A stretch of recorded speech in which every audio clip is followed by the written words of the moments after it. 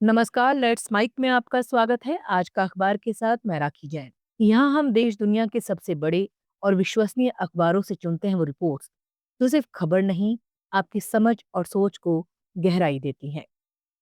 The New York times में प्रकाशित लेख में अमेरिका की टूटी हुई इमिग्रेशन व्यवस्था को लेकर दोनों राजनीतिक दलों, डेमोक्रेट्स और रिपब्लिकन को एक सच्चाई स्वीकार करने के लिए कहा गया है कि असली समस्या सीमा पर आने वाले प्रवासियों की नहीं, बल्कि उन ड्रग और मानव तस्करी करने वाले कार्टल्स की है जो इस पूरे संकट से अरबों डॉलर कमा रहे हैं।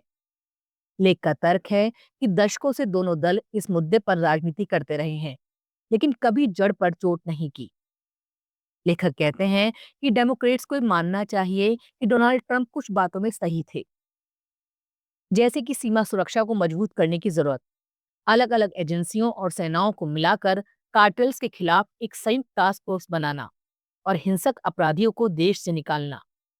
लेकिन इसके साथ ही रिपब्लिकन पार्टी को यह समझना चाहिए कि ट्रंप प्रशासन की मौजूदा छापेमार नीति, यानी शिकागो जैसे शहरों में दशकों से बसे प्रवासी मजदूरों को पकड़ना, न सिर्फ नैतिक रूप से गलत है, बल्कि आर्थिक रूप से भी नुकसानदेह है। ये लोग अपराधी नहीं, बल्कि अमेरिका की अर्थव्यवस्था का हिस्सा हैं और उन्हें डर के साए में रखना पूरे समाज को तोड़ता है। लेख में बताया गया है कि कार्टेल अब संगठित, अमीर और तकनीकी रूप से सशक्त नेटवर्क बन चुके हैं, जो न केवल लोगों की तस्करी करते हैं, बल्कि अमेरिका की शरण प्रणाली का दुरुपयोग भी करवाते हैं। वो झूठे वादों से परिवारों को उत्तर की ओर भेजते हैं, जिससे सीमा पर अफरा तफरी और अराजकता बढ़ती है। इसीलिए असली लड़ाई प्रवासियों से नहीं, बल्कि इन कार्टल्स से होनी चाहिए। आधुनिक तकनीक, वित्तीय नेटवर्क पर प्रहार और सीमा सुरक्षा बलों के बेहतर इस्तेमाल के जरिए। लेखक कहते हैं कि इमिग्रेशन सिस्टम को सुधारने के लिए राष्ट्रपति आदेशों या अदालतों के भरोसे नहीं रहा जा सकता।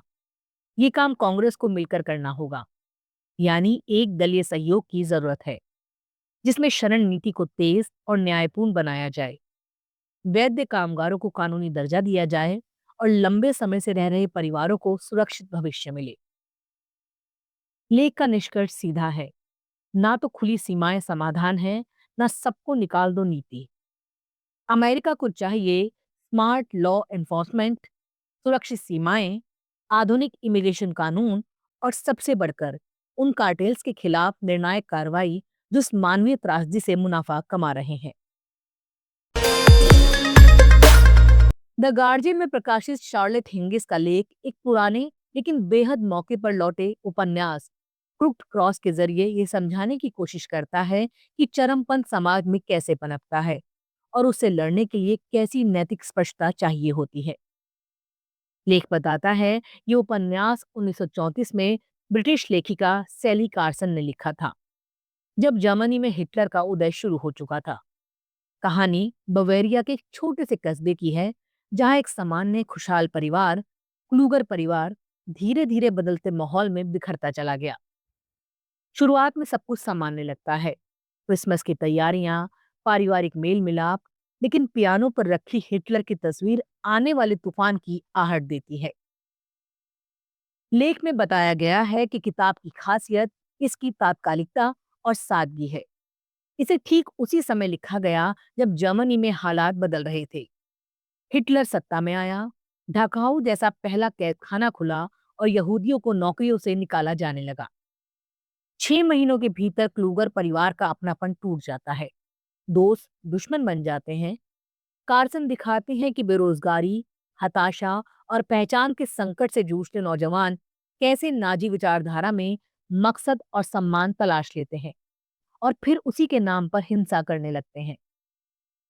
कार्सन ने ये सब उस वक्त लिखा जब दुनिया को अभी ये अंदाजा भी नहीं था कि आगे क्या आने वाला है, युद्ध और हॉलोकॉस्ट।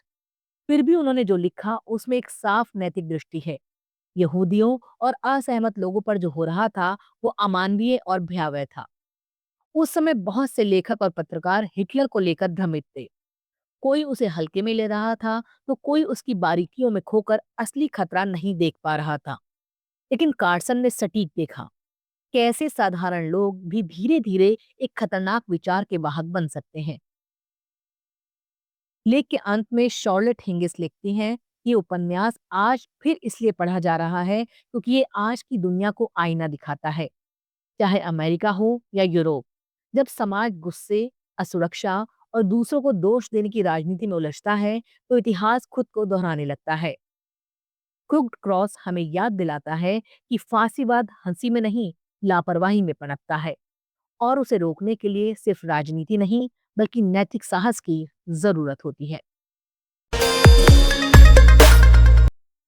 बीबीसी में प्रकाशित लेख में बताया गया है कि हमारे शरीर के हार्मोन सिर्फ शारीरिक सेहत ही नहीं, बल्कि हमारे मूड और मानसिक स्वास्थ्य को भी गहराई से प्रभावित करते हैं।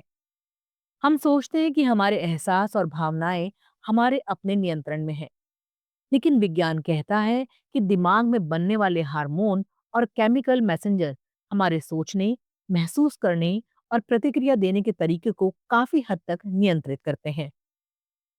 लेख में वैज्ञानिकों के हवाले से बताया गया है कि शरीर में लगभग 50 तरह के हार्मोन पाए जाते हैं, जो न सिर्फ हमारे विकास, नींद जागने के चक्र या प्रजनन को नियंत्रित करते हैं, बल्कि सीधे हमारे दिमाग के रसायन तंत्र यानी न्यूरोट्रांसमीटर पर असर डालते हैं। यही वजह है कि जब हार्मोन का संतुलन बिगड़ता है, तो मूड स्विंग, चिड़चिड़ापन, थकान या डिप्रेशन और एंजाइटी जैसी मानसिक स्थितियां पैदा हो सकती हैं। उदाहरण के तौर पर महिलाओं में पीरियड्स, प्रेगनेंसी या मेनोपॉज के दौरान एस्ट्रोजन और प्रोजेस्टेरोन हार्मोन के स्तर में अचानक गिरावट आती है, जिससे मूड पर गहरा असर पड़ता है। बीबीसी का लेख ये भी बताता है, ये असर सिर्फ महिलाओं तक सीमित नहीं है।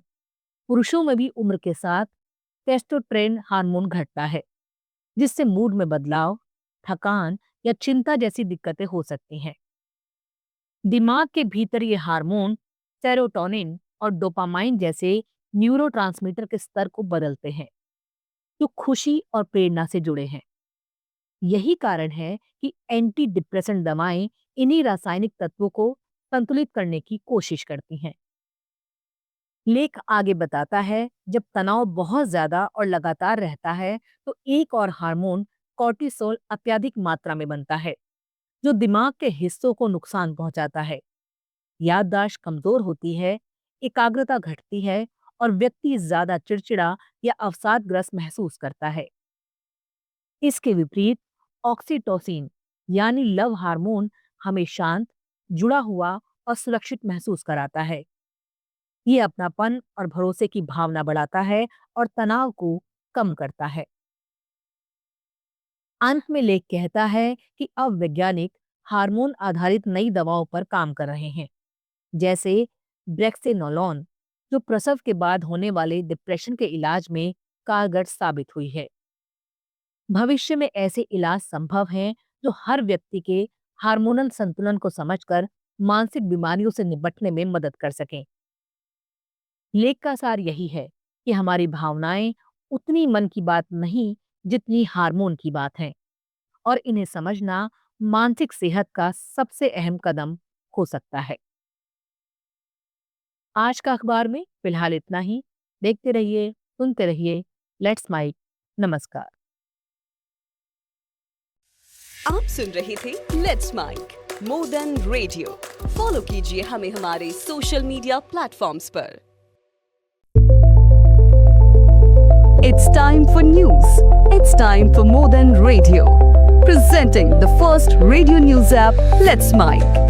Let's Mic, a news-based app on your phone where you get to watch and listen news, talk shows, interviews, radio show podcasts.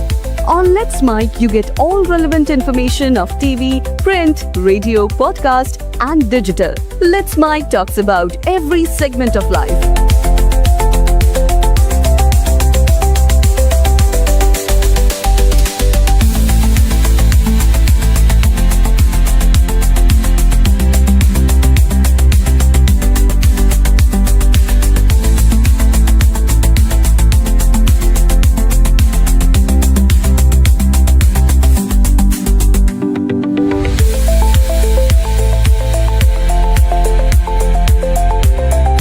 Download the app now from Play Store. Available both